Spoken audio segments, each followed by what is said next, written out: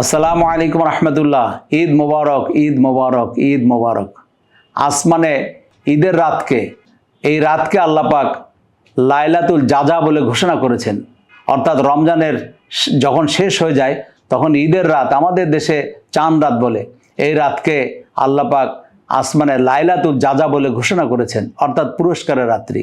আমরা যে রোজা রাখলাম, সেহরি করলাম, ইফতার করলাম, তারাবি পড়লাম, এইগুলোর বদলা আল্লাহ পাক এই রাত্রে দান করবেন। এই জন্য এই রাতকে লাইলাতুল জাজা অর্থাৎ পুরস্কারের রাত্রি বলা হয়।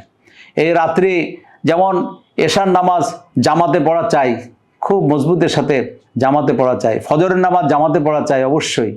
এবং রাত্রেবেলা তাসবিহ, তাহলিল, কোরআনে পাকের তেলাওয়াত, দুরূদ শরীফ এবং অন্যান্য সমস্ত আমল কিছু কিছু করে করাই ভালো। যে দুইটা রাত আছে দুই ঈদের, এই দুইটা রাত যদি কেউ জাগতে পারে অনেক পুণ্য সে হাসিল করে ফেলবে।